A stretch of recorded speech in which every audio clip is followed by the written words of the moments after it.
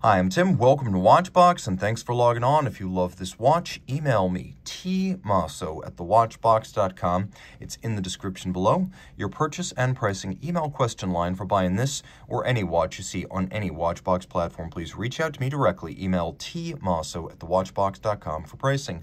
Today, we are discussing a watch launched in 2020, 999-piece limited edition. This is the Bell & Ross BR0392 heads-up display, or HUD.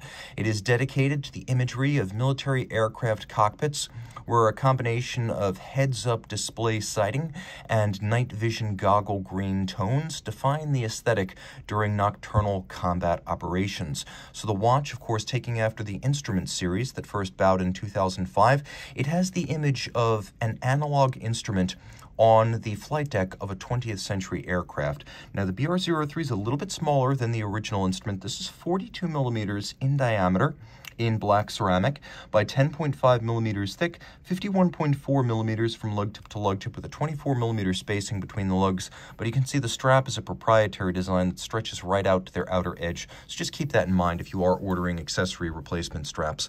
On my wrist, which is 16 centimeters in circumference, the watch is super flat for a 100-meter water-resistant automatic winding sports watch. No issues there. And it wears a lot like a wire lug Rodimer, which is to say broad and square, but the lugs are so barely there that you could think of wearing this large watch on a smaller wrist. How much smaller? I'd say you could wear this watch on a wrist as small as 15 centimeters circumference. Again, my wrist is 16. The strap has wonderful flexibility. You can see there are some character lines molded in. It tapers down from the lugs. It has a matte finish to resist glare, which is appropriate given the subject matter and the themes.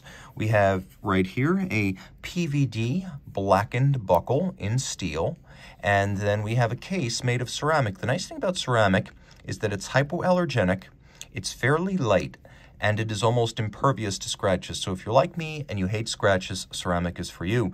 Of course, as part of the Chanel family of companies, Bell & Ross has access to case making by G&F Chatelain, which is one of the finest case makers in the business, and one of the few that can actually make its own ceramic. You can see that the case is simple. It has the look of an instrument screwed into a flight deck. We have a little bit of a bevel that runs along the sides. You can see that the bolts that frame the center are aligned, and then we have a bezel that slightly overlaps the edge of the case, which is a fascinating nuance. We have the ampersand of Bell & Ross in polish on a media blasted matte crown, and then several layers of knurling to make it easy to grip. We have a tinted green sapphire crystal over the base, and that gives the whole a bit of a green tint.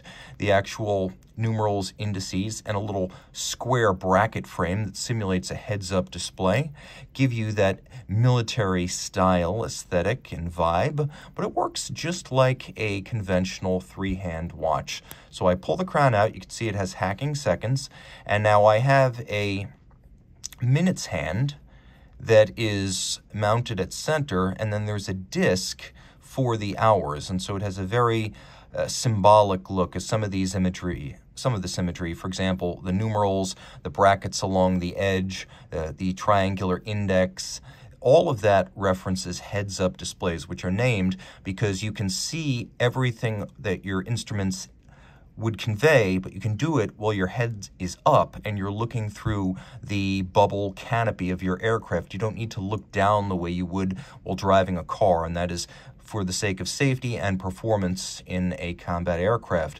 Now, you'll also note that the watch includes a quick set date.